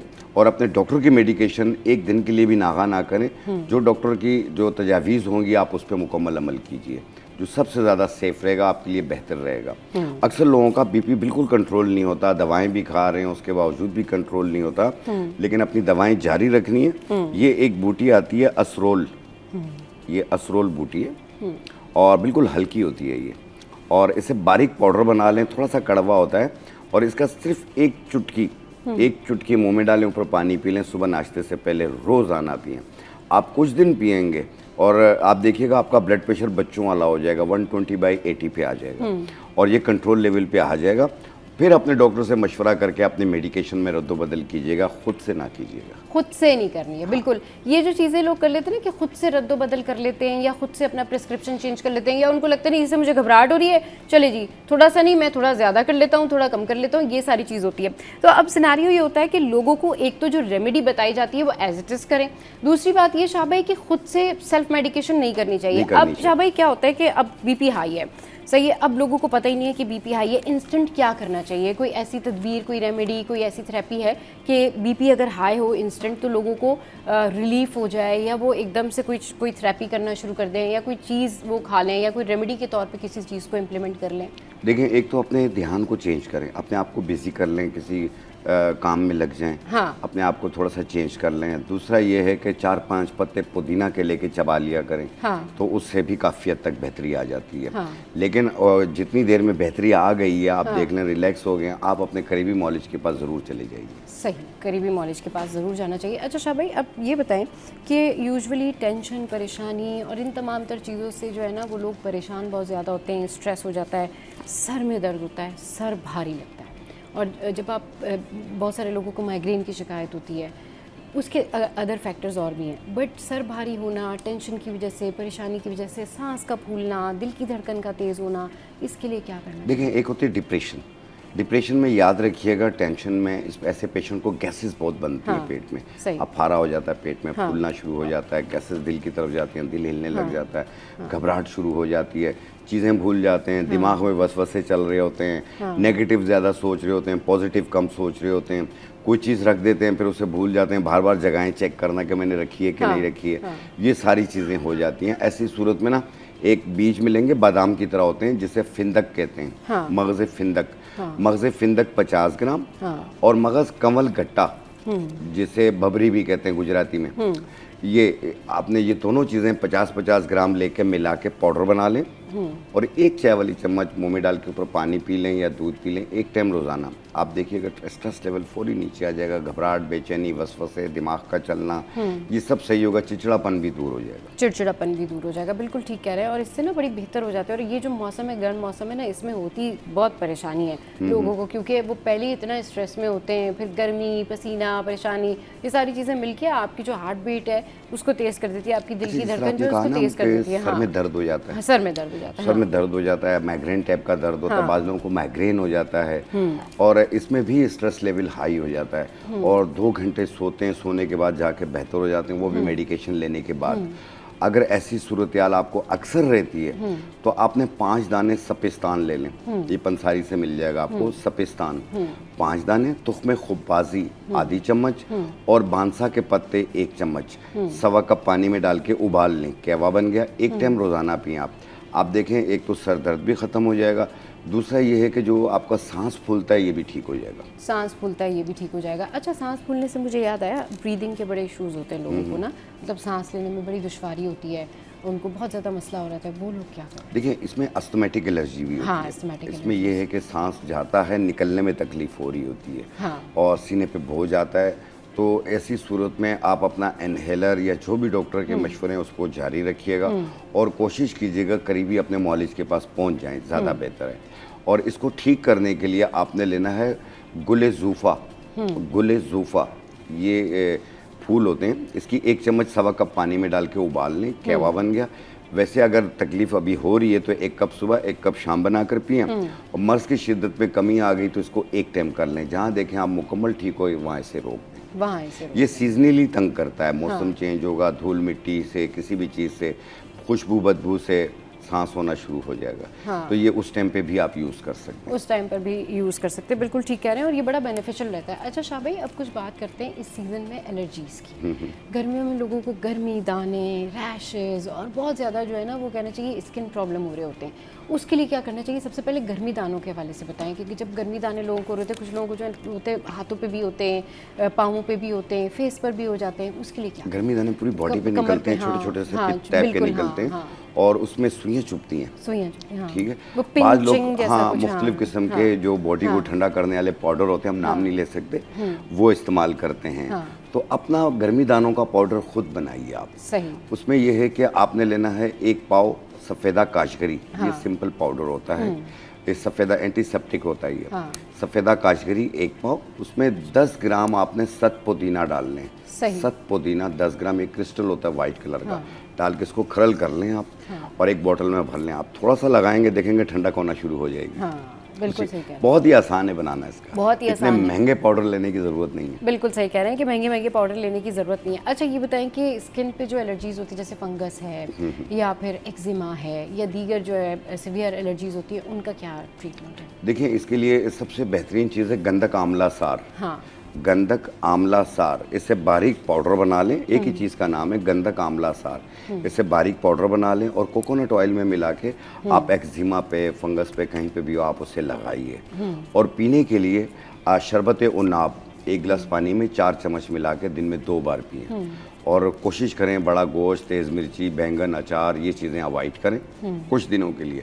जब ठीक हो जाए आप फिर से इस्तेमाल करें, कोई मसला नहीं। फिर से इस्तेमाल करें, फिर कोई मसला नहीं है। अच्छा शाह भाई, अब ना स्किन केयर के हवाले से हम बात करेंगे, लेकिन ऐसा करते हैं कि सऊद भाई कह रहे हैं ब्रेक ले लें, तो ब्रेक पे जाते हैं और फिर उसके बाद वापस आते हैं और शाह भाई से फिर स्किन केयर के हवाले से बात करते हैं। और ढेर सारी आज जो है ना चीज़ें पूछनी है कि कैसे कलर वाइट हो सकता है और किस तरीके से 2 टोन जो है वो 1 टोन में आ सकती है और ग्लोइंग बेबी स्किन कैसे मिलेगी, ये सब एक ब्रेक के बाद।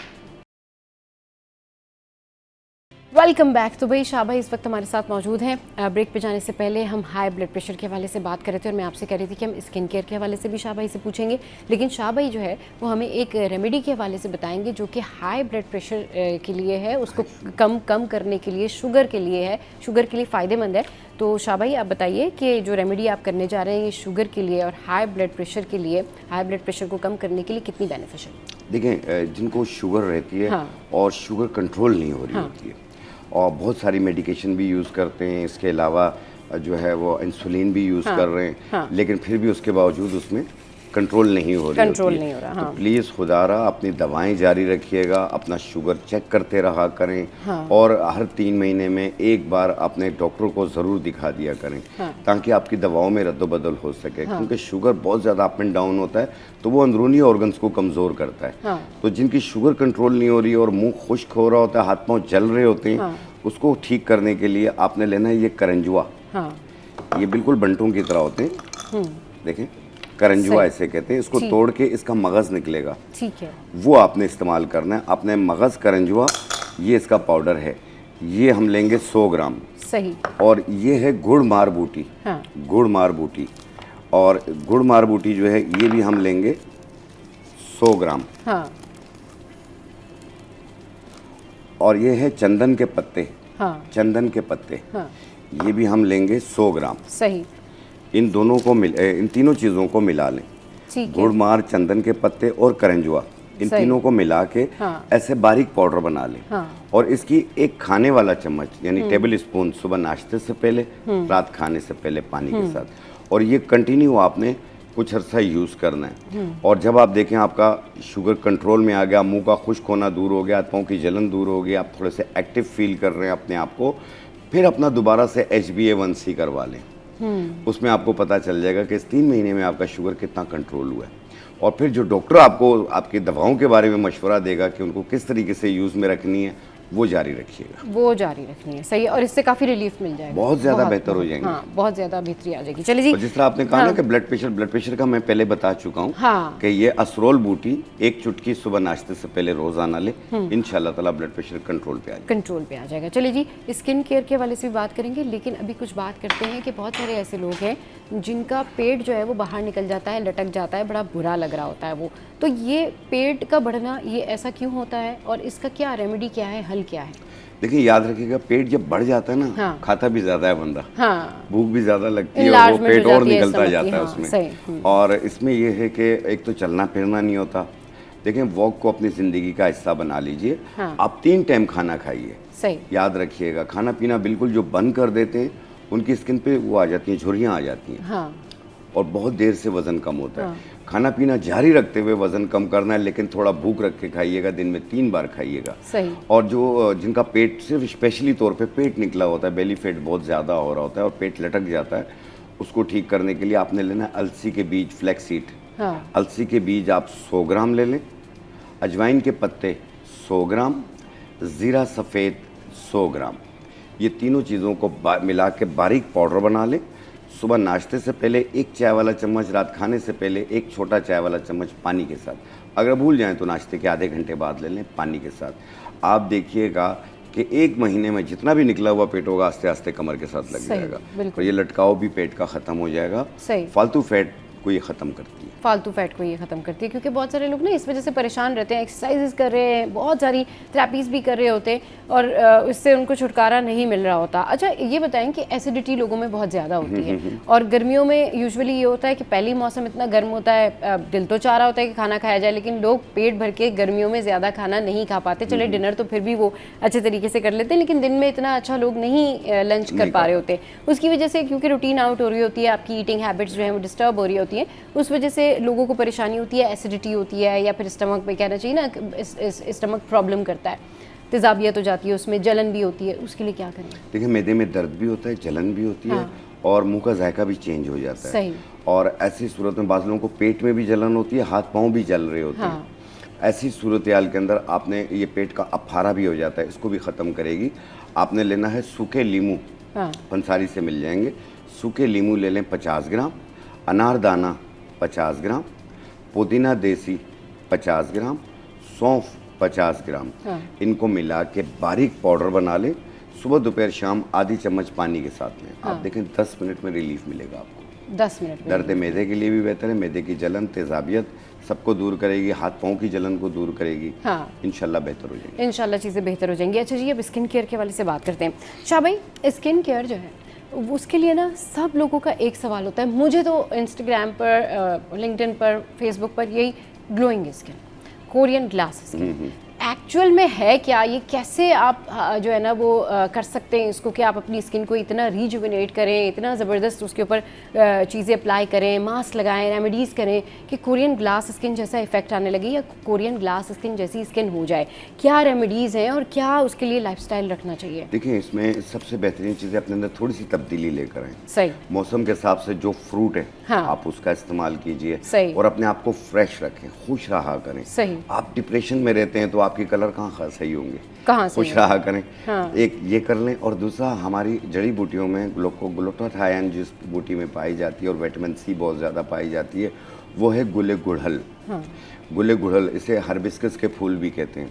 इसका एक फूल 1 गिलास पानी में रात को भिगो दें, रात भर पड़ा रहे, सुबह निहार पेट छान के पी लें। एक टाइम रोज़ाना ये पिएं आप। लगाने के लिए आपने लेना है मूंग की पीली वाली दाल, ये 20 ग्राम ले लें। चावल का आटा 20 ग्राम ले लें। जौ का आटा 20 ग्राम ले लें। सुच्चे मोतियों का पाउडर 20 ग्राम। इनको मिला के बारीक पाउडर बना लें। फिर इसमें 100 ग्राम उपटन मिला लें आप। फिर इसे एक जार में रख लें। फिर जितना लगाना हो उतना आपने अर्के गुलाब में या दूध में पेस्ट बनाएं, पूरे चेहरे पे, गर्दन पे, हाथ पाँव पे लगा लें। 15-20 मिनट लगा रहने दें। फिर उसके बाद पानी का स्प्रे करें और हल्के हाथ से रब करें। 1 मिनट रब करें और फिर धो लें। आप देखिएगा पहली एप्लीकेशन में आपको कितना फ़र्क मिलता है।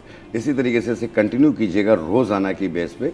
1 महीना यूज़ कर लें, 2 महीना यूज़ कर लें, आपकी ग्लास स्किन भी होगी, स्किन लिफ्ट भी होगी, कलर भी साफ़ होगा, 2 टोन चेहरा भी 1 टोन हो जाएगा। बिल्कुल सही कह रहे हैं आपके, ये जो आपका टोन है ना ये भी आपका बेहतर हो जाएगा और आपका कलर जो है ना वो थोड़ा सा फेयर लगना शुरू हो जाएगा। अच्छा शाह भाई, ये बताएं कि झाइयाँ, कील महासे, इससे कैसे निपटा जाए? इससे कैसे व्हाइट हेड, ब्लैक हेड्स हो जाते हैं। बिल्कुल। और बाज़ लोगों के ओपन पोर्स हो रहे होते हैं। और चेहरे पे चमक नहीं होती है और कलर जो है वो धब्बों की वजह से दब रहा होता है। उसको ठीक करने के लिए आप ले लें अनार के फूल।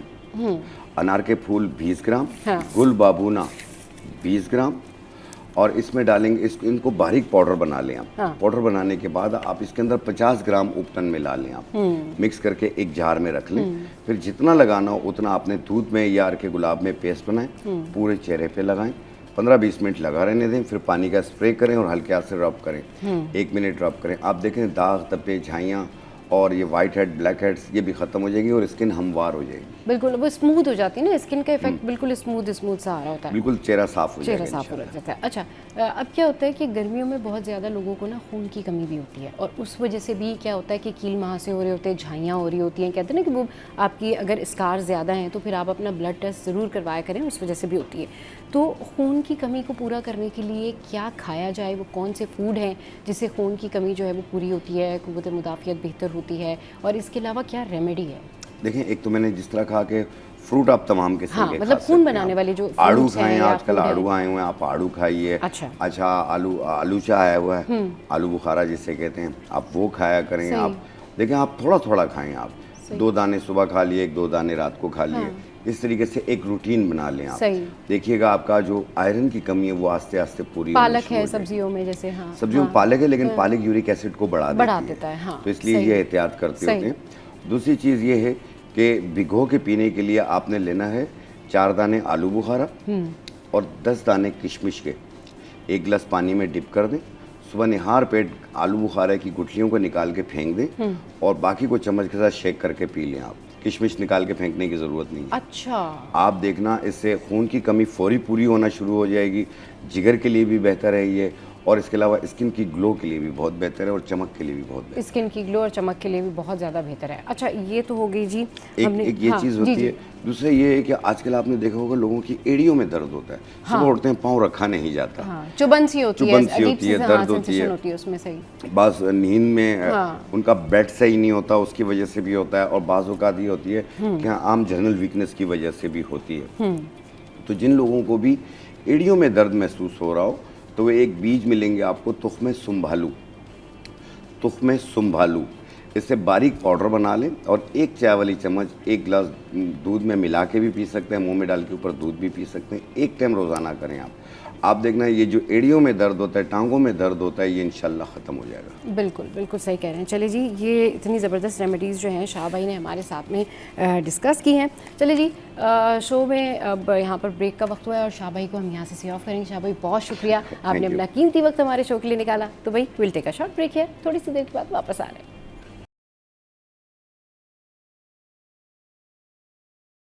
Welcome back. तो आज इंतहाई अहम मौजू है जिस हवाले से हम बात करेंगे, और ये है कि जी, can thought affects physical health.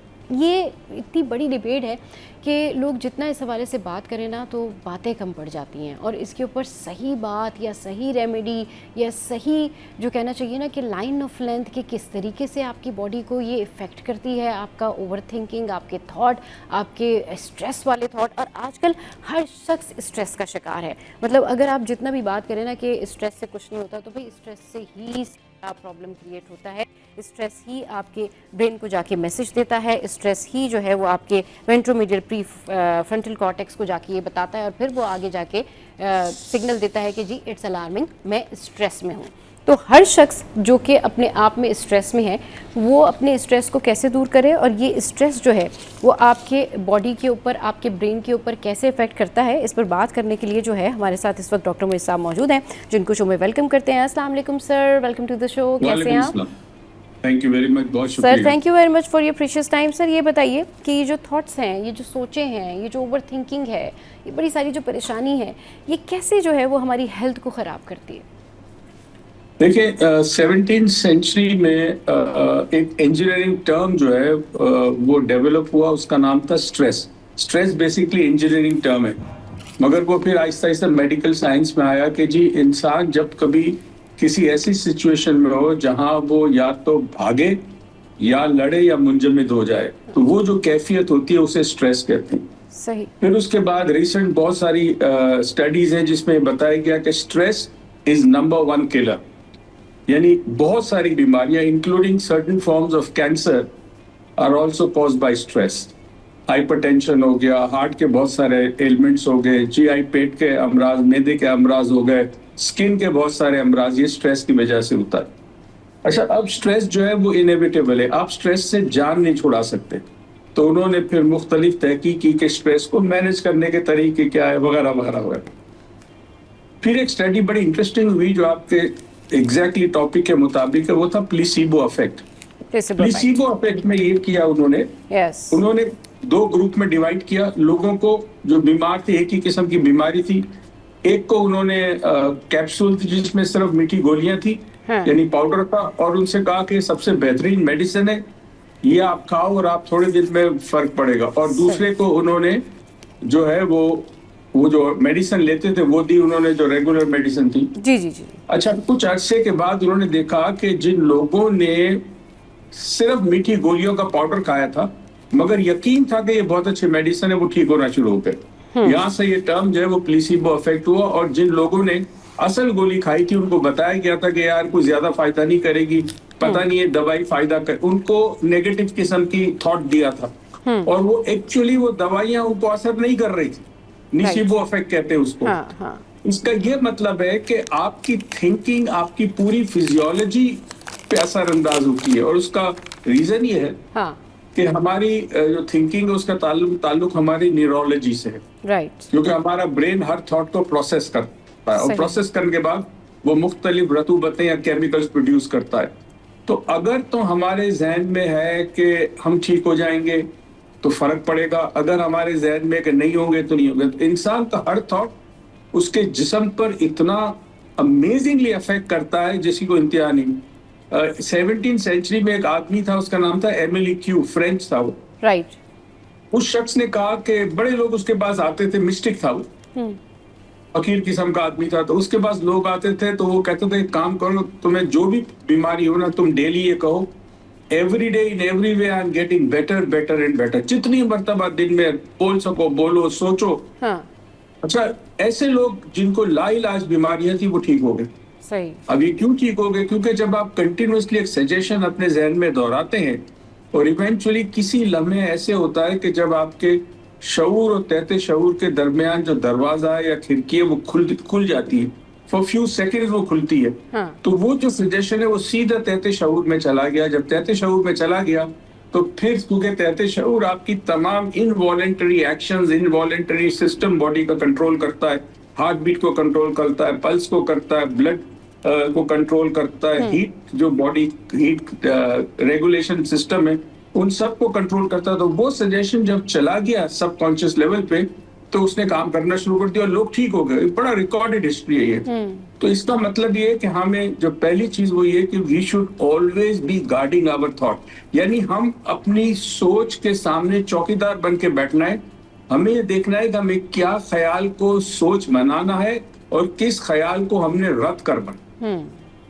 बिल्कुल ठीक कह रहे हैं कि किस ख्याल को रद्द करना है। अच्छा सर, जिस तरह से आपने ये प्लेसिबो इफेक्ट बताया, इसमें जो है वो जितने भी एक्सपर्ट्स हैं या आप जैसे लोग हैं वो ये बताते हैं कि आपने अपने थॉट के ज़रिए अपनी टेंशन को, अपनी परेशानी को दूर करना है। जैसे कि अगर किसी के ऊपर कोई परेशानी है और उसने ये सोचा है कि नहीं भाई अब तो ये मेरी फ़्लाइट कैंसिल हो गई, कि भाई आज मेरी फ़्लाइट थी, उसका सेंटर ऑफ फोकस उसकी फ़्लाइट ही थी, लेकिन अब जब उसकी फ़्लाइट कैंसिल हो गई तो सडन उसको टेंशन हो गई कि मुझे तो पहुँचना था, अब मैं क्या करूँगा। अब क्या है कि वो बहुत देर बाद रिलैक्स होता है, लेकिन अगर वो होता है ना कि वो रीअप्रेजल, यानी कि अगर वो उस थॉट को थोड़ा स्ट्रॉन्ग करके चेंज कर दे, अपनी स्ट्रेस की स्टोरी चेंज कर दे, तो उससे बड़ा फ़र्क पड़ता है कि नहीं ठीक है अगर मेरी फ़्लाइट कैंसिल हो गई तो इट्स फाइन, मैं नेक्स्ट फ़्लाइट ले लूँगा। तो इससे कहते हैं मुकम्मल तौर पर आपका स्ट्रेस जो है अगर ख़त्म ना भी हो तो कम हो रहा होता है। जी सर। देखिए, इसको कहते हैं रिफ्रेमिंग। जैसे आपकी पिक्चर है किसी फ्रेम के अंदर, उसकी फ्रेम को चेंज कर दे, पिक्चर वही रहेगी। हाँ। मगर फ्रेम जब चेंज होगी तो आपको देखने का जाविया चेंज हो जाएगा। इसको रिफ्रेमिंग कहते हैं।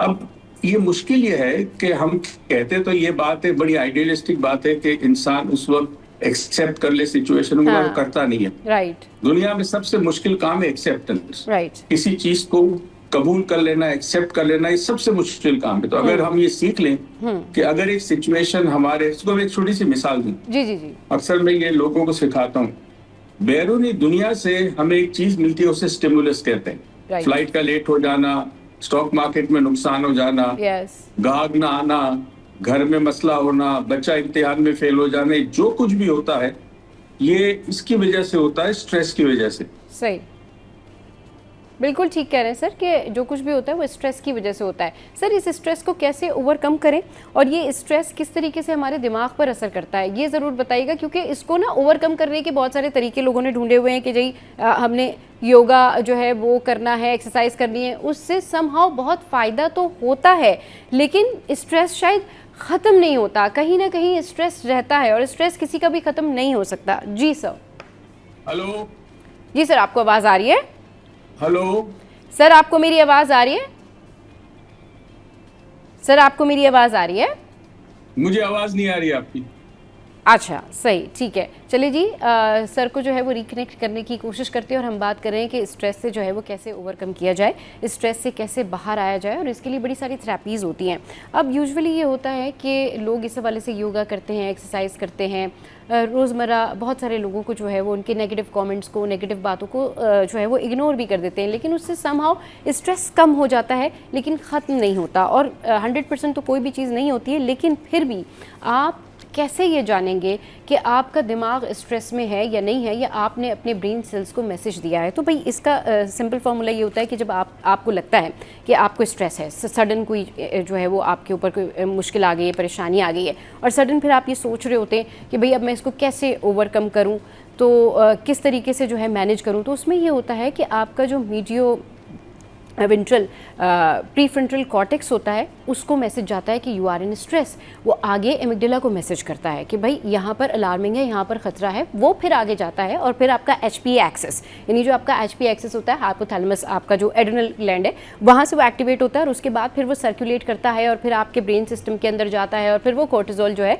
उसको आगे बढ़ाने के लिए जो है ना वो आगे बढ़ जाता है। तो अब आपने क्या करना है, आपने ये करना है कि सडन सिचुएशन में, सडन स्ट्रेस के सिचुएशन में अपने आप को रीप्रेजेंट, जो कि मैं कह रही थी और सर कह रहे थे उसको रीफ्रेम, तो आपने वो स्टोरी अपने स्ट्रेस की चेंज कर देनी है। तो जैसे ही आप अपने स्ट्रेस की स्टोरी चेंज करते हैं और जैसे ही आप अपने ब्रेन को ये कंफर्म करते हैं कि okay I will overcome it, मतलब मैं इस सिचुएशन से बाहर आ जाऊंगा, हाँ ठीक है ये हो गया है अभी, लेकिन इस सिचुएशन से मैं बाहर आ जाऊंगा, तो वहाँ पर फिर आपके जो न्यूरो सिस्टम है, आपका ब्रेन है, वो रिलैक्स हो जाता है। तो रीफ्रेमिंग के हवाले से हम बात कर रहे हैं कि अपने जैसे सडन स्ट्रेस होता है, जब आपको सडन स्ट्रेस होता है तो आप उसको रीफ्रेम कैसे कर सकते हैं। डॉक्टर मुईज़ साहब हमारे साथ मौजूद हैं, कंटिन्यू करते हैं डिस्कशन को। जी सर, आप अपनी डिस्कशन कंटिन्यू कीजिए।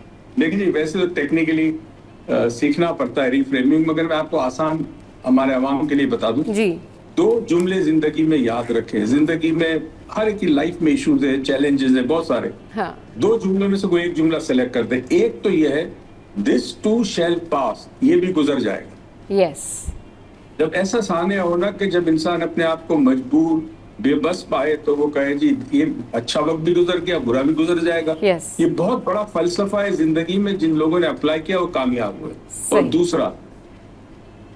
दूसरी चीज ये, इसमें बेहतरी होगी। अगर फ्लाइट मिस होगी, हो सकता है इसमें बेहतरी हो मेरे लिए। जी, तो ये चीजें अगेन, ये बेहतरी होगी तो ये हमारा एतकाद और ईमान का एक बड़ा इंपॉर्टेंट एलिमेंट है, फेथ। तो अगर हम ये सोच लें कि अगर एक काम नहीं, मैंने अपनी एफर्ट की, जो कुछ मैं कर सकता था मैंने किया, मैंने फसल बोई, मैंने बारिश को देखा, और जो भी मतलब मेरा काम था मैंने किया। अब रिजल्ट जो होता है, याद रखें जिंदगी में कभी भी रिजल्ट इंसान के इख्तियार में नहीं होता। इंसान के इख्तियार में है अमल करना, एक्शन।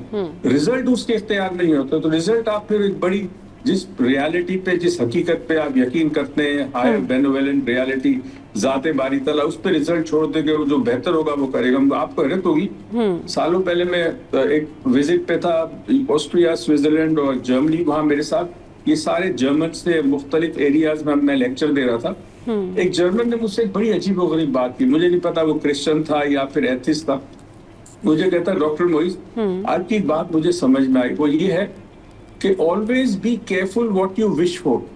यानी इंसान जो है, हम जैसे मुसलमान है, हम दुआ करें तो उस दुआ में हम ये शामिल करें कि परवरदिगार अगर ये मेरे हक में बेहतर है और दूसरों के हक में बेहतर है तो उसे अता करते। कई दफा हम एक चीज मांगते हैं मगर हक में बेहतर नहीं होता हमारे, तो बाद में फिर इंसान पछताता है। तो बेहतर ये है कि ये जो छोटी छोटी चीजें जिंदगी के फलसफे, दिस टू शैल पास, जो भी हुआ बेहतर हुआ, मेरे हक में जो बेहतर था वो होगा, अगर ये रख ले तो they are like shock absorber. गाड़ी में शॉक एब्जॉर्बर होते हैं ना, तो खड्डे या गड्ढे आते हैं तो गाड़ी बर्दाश्त कर लेती है उसको, तो ये जिंदगी के शॉक एब्जॉर्बर है। इससे रीफ्रेमिंग बहुत अच्छी हो जाएगी और इंशाल्लाह अल्लाह करेगा तो आपकी लाइफ में। मगर स्ट्रेस याद रखे, अवॉइड नहीं कर सकते। स्ट्रेस को मैनेज करें तो उसमें family ties, social ties, exercise, lots of water, good food and positive thinking जो है वो आपको हेल्प करती है। पॉजिटिव थिंकिंग हेल्प करती है। चलिए जी, शो में यहाँ वक्त एक ब्रेक है, ब्रेक के बाद वापस आते हैं, फिर डिस्कशन को कंटिन्यू करेंगे। Welcome back. तो बात हो रही है स्ट्रेस मैनेजमेंट कैसे करें, कम से कम स्ट्रेस को कैसे करें, क्योंकि ख़त्म तो नहीं कर सकते ऑब्वियसली, 100% तो कोई चीज़ नहीं होती है, लेकिन करीब करीब आप स्ट्रेस से कैसे बाहर आ सकते हैं। डॉक्टर मोइज़ इस पर बात करने के लिए हमारे साथ मौजूद हैं। सर, जिस तरीके से आप कह रहे थे ना कि स्ट्रेस मैनेजमेंट करनी चाहिए, वहीं कई लोगों की ऐसी ख्वाहिशात होती हैं जिसमें वो कहते हैं कि जी हर चीज़ ना रातों रात हो जाए, मतलब हर चीज़ उनको फौरी मिल जाए, और उनकी ये जल्दबाजी की नेचर, और बहुत ज़्यादा कहना चाहिए जल्दबाज होते हैं, बहुत ज़्यादा वो हड़बड़ाने वाली उनकी सिचुएशन होती है, हर चीज़ की उनको घबराहट होती है, हर चीज़ में उनको बेचैनी होती है, एंजाइटी होती है, और फिर वो वो सारी एंजाइटी वो दूसरों के ऊपर निकाल रहे होते हैं और उसका उनको एहसास भी नहीं होता कि वो खुद किसी एंजाइटी का शिकार हैं, वो खुद किसी जल्दबाजी का शिकार हैं, वो खुद किसी गड़बड़ाहट का शिकार हैं, किसी घबराहट का शिकार हैं और उसके इफेक्ट उनके सराउंडिंग पे भी हो रहे होते हैं। तो ऐसे लोग क्या थेरेपी करें कि वो थोड़ा सा रिलैक्स हो जाए, घबराहट उनकी कम हो जाए, उनकी एंजाइटी कम हो जाए और हर चीज़ के लिए भाग दौड़, बस ये हो जाए, ये ऐसा हो जाए, ये वैसा हो जाए। मतलब वो कहना चाहिए ना कि इतनी ख्वाहिशात की कि वो टेंशन ही शुरू हो गई। जी सर। मेरा अपना जाती तजर्बा है, सारे जिंदगी गुजर गई इस मुल्क में। हाँ। मेरे ख्याल में 97% से ज्यादा पाकिस्तान में लोग जो हैं वो एंजाइटी का शिकार है। राइट। और जल्दबाजी एंजाइटी, इसका तरीका ये है कि आप किसी चौराहे पे खड़े हो जाए, ट्रैफिक के कुछ हाँ। देर खड़े हो जाए, हाँ। आप देखेंगे लोग सिग्नल का, कानून का एहतराम नहीं करते, रॉन्ग वे आ रहे हैं, हाँ। वन वे आ रहे हैं, पता नहीं क्या होता। तो सही। आपको समझ नहीं आती कि क्या बात है, कोई बम फट रहा है, ये क्यों भाग रहे हैं। हाँ, तो आपको बिल्कुल। पता चलेगा कि ये एंजाइटी हमारी कौमी प्रॉब्लम है। एक तो होता है कौमी असासा, हाँ। ये हमारा कौमी प्रॉब्लम है, गुर्बत नहीं है, ये प्रॉब्लम हमारा सबसे बड़ा है। इसकी वजह क्या है? इस 70 साल में जिन मराइल से हम गुजरे हैं, लॉलेसनेस हमने देखा, इनजस्टिस देखा, हमने पॉलिटिकल टर्मोइल देखा, लीडरशिप नहीं है, हमने अपने लोगों को ट्रेन नहीं किया टू बी डिसिप्लिन। यानी डिसिप्लिन इस कौम में है ही नहीं। तो हमने उनको क्या कर दिया, हमने उनके हाथ में एक ऐसा खिलौना दे दिया जिसकी उनको तरबियत नहीं कि वो खिलौना चलता कैसे। या यूं समझ लिया, ship without a rudder, rudder के बगैर शिप जो है वो किसी भी सिमत जा सकता है। तो वो जो सिमत होती है वो उसका रडर तय करता है कि मुझे जुनूब जाना है, शिमाल जाना है, मगरिब जाना है। राइट। तो हमारी आवाम के पास, हम सब शामिल हैं, हाँ। हमारे पास वो रडर नहीं है, बस सवार एक जहाज के अंदर को पता नहीं जहाज कहाँ जा रहा है। सही। तो अब हुआ ये है कि इस सूरत हाल में तरबियत शुरू होगी क्लास 1 या 2 से। राइट। क्लास 1 या 2 से अभी आप तरबियत शुरू करेंगे स्कूल्स में, 20 साल के बाद एक ऐसी नस्ल पैदा होगी जिसमें तहम्मुल भी होगा, बर्दाश्त भी होगा, सब्र भी होगा। अगर आप इस मास को चाहें कि चेंज हो जाए, ये चेंज नहीं हो सकता। इनमें से कितने लोग माहिर नफ्सियात के पास जाएंगे? कोई नहीं जाता। अब कह के थक जाते हैं तो हमसे कहते हैं सर प्रॉब्लम ये है कि जो लोग एंजाइटी का शिकार हैं, जो लोग वाकई मेंटल डिसऑर्डर का शिकार है ना, वो ये मानने को भी तैयार नहीं है कि उनको ये प्रॉब्लम है, क्योंकि वो कहते हैं नहीं, इट्स कॉमन। हाँ, क्योंकि वो कहते हैं हर बंदा ही ऐसा है, कॉमन। पागल हो गया। अच्छा, दूसरा आपका जो सबसे बड़ी तबाही कर दी आपने, वो आपकी सोशल मीडिया पे जो छोटी छोटी रील्स हैं। जी। अब ये रील क्या कर रही है? बेसिकली जब आप रील पे एडिक्टेड होते हो तो रील क्या करती है कि आपकी जो स्पैन ऑफ कंसंट्रेशन है, जो एक बालिग इंसान की 25 से 40 मिनट के दरमियान होती है, उसको रिड्यूस करके 3 या 4 मिनट पे लिया। यानी 2, 3 या 4 मिनट में आप उस रील को चेंज करके दूसरी पे जाते, फिर तीसरी पे जाते। तो अब आपको जब वक्त बवक्त जरूरत, चाहे आप स्टूडेंट है, तालिब इल्म है, तो आपको कंसंट्रेशन चाहिए स्टडीज में, आप बिजनेस करते हैं, आप जॉब करते हैं, आप हाउसवाइफ है, मल्टीपल काम हाउसवाइफ घर में करती हैं, तो वो जो कंसंट्रेशन स्पैन है जब वो कम हो जाएगा तो आपकी प्रोडक्टिविटी ना होने के बराबर होगी, चाहे वो घर हो, चाहे स्कूल हो, चाहे बिजनेस हो, या फिर एम्प्लॉयर हो कोई। तो अब ये क्या करें? अब मुझे समझ नहीं आ रही कि हम कैसे ठीक कर सकते। सही। ना हमारे में डिसिप्लिन है, ना हम किसी की बात सुनते हैं। सबसे दूसरी बड़ी बात है कि हम बेहद जज्बाती कौम है, अकल को इस्तेमाल नहीं करते। आपको पता है, अकल के मामले में पाकिस्तान और ये जो एरिया है हमारा सब कॉन्टिनेंट, इंटेलिजेंस के मामले में इनका एवरेज आईक्यू बहुत अच्छा है। हाँ। मगर आईक्यू के साथ एक चीज होती है, उससे कहते हैं ईआईक्यू, इमोशनल इंटेलिजेंस।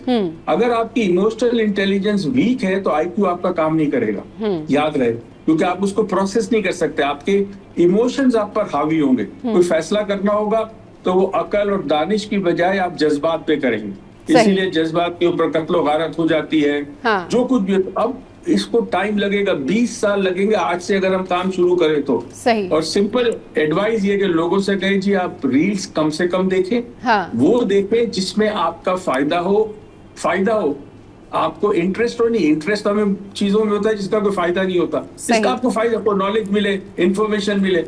और उसके अलावा कोशिश करें कि किसी न किसी तरह रोज वर्जिश करें या वॉक करने की आदत डालें।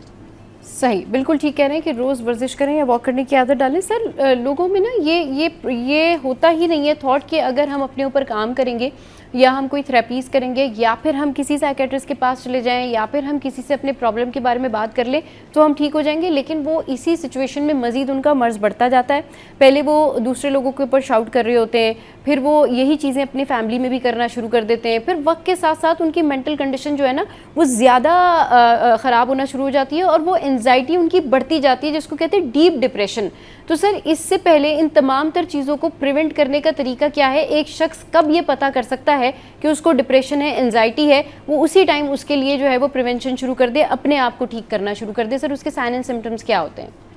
नंबर 1, हमारे यहाँ एक प्रॉब्लम ये कि हम अपनी सेल्फ असेसमेंट या सेल्फ अवेयरनेस नहीं है, हमें स्कूल में नहीं सिखाया गया आपने। सही।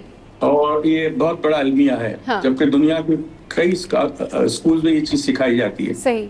आपको ये तो पता है कि आपका पड़ोसी क्या कर रहा है, किसने क्या गाड़ी ली है, आपको दुनिया के बारे में पता, अपने बारे में नहीं पता। सही। तो अगर तो इंसान थोड़ा सा सेल्फ अवेयर हो जाए, उसका एक तरीका ये है कि रात को सोने से पहले 2 चीजें बता रहा हूँ, गौर से सुनिएगा। जी जी। रात को सोने से पहले आपने अपनी पलंग पे या कुर्सी पे बैठकर पूरे दिन जो आपने गुजारा है, सुबह उठने से लेकर नाश्ता, कपड़े चेंज किए, बात लिया, जो भी किया, आपने ऑफिस गए या कोई और काम किया, खातून ने तो घर में काम किया, रात तक जिस वक्त आप बैठ के ये काम कर रहे हैं उस वक्त तक उसको कहते हैं recollect the event of the day in chronological order. आपने पूरे इवेंट को आपने जैसे हुआ है उसको ऐसे फिल्म की तरह चलाया। सही। ये आदत आप डालेंगे तो इवेंचुअली आपको पता चलेगा कहाँ कहाँ मैंने गलती की, कहाँ जल्दबाजी की, कहाँ मैंने गुस्सा किया, पता चलेगा। ये पहला स्टेप है, क्योंकि जब तक बीमारी आइडेंटिफाई नहीं होती इलाज नहीं हो सकता। तो पहले तो आइडेंटिफाई करें कि मेरे में खराबी क्या, इससे पता चलेगा। दूसरी चीज, घर वालों को देखना चाहिए कि घर का कोई फर्द चुप हो गया है या बहुत ज्यादा बोल रहा है, चीख रहा है, खाना कम खाता है या ज्यादा खाता है, कमरे में ज्यादा हो गया या बाहर वक्त गुजार रहा है, स्टडीज में अगर तालिब इल्म तो स्टडीज में वीक हो रहा है, मार्क्स का, वो एक अलार्म होती है, घंटी होती है, फौरन इसको किसी माहिर नफ्स से आपके पास ले जाएं। पहले एक चीज होती है, उसको कहते हैं साइको डायग्नोस्टिक कहते हैं, वो क्लिनिकल साइकोलॉजिस्ट या इवन साइकोलॉजिस्ट करते हैं। उसके बाद आइडेंटिफाई हो जाएगा कि ये जनरल एंजाइटी है या कोई पर्टिकुलर चीज की वजह से क्या है। उसके बाद फिर वो रेफर करेंगे आपको साइकाइट्रिस्ट के पास, वो कुछ अरसे के लिए अद्वियात देगा, उससे एंजाइटी कंट्रोल हो जाएगी। लेकिन साथ साथ थेरेपी जरूरी है, बिकॉज दवाई तो वक्ती तौर पर करेगी ना उसको जी। जो थॉट प्रोसेस चल रहा है, जिसकी वजह से फीलिंग्स पैदा होती है, सेंसेशंस पैदा होते हैं, वो तो अपनी जगह पे रहेंगे। तो फिर यहाँ पे साइकाइट्रिस्ट दवाई के साथ साथ आपने थेरेपी लेनी है। उसमें सबसे पावरफुल 2 चीजें होती है, हिप्नोसिस और एनएलपी। अगर उसके कुछ सेशन ले लिए जाए तो ये एंजाइटी जो है उसकी रीजन कंट्रोल में आ जाती है और फिर एंजाइटी कम हो जाती है। सही, बिल्कुल ठीक कह रहे हैं सर। बहुत शुक्रिया सर आपके कीमती वक्त के लिए। आपने अपना कीमती वक्त हमारे शो के लिए निकाला। चलिए जी, बात वही है कि एंजाइटी, डिप्रेशन, परेशानी और ये तमाम तर चीज़ें जो है ना आपकी हेल्थ पे बहुत ज़्यादा इफ़ेक्ट डालती हैं। इनसे बचना चाहिए।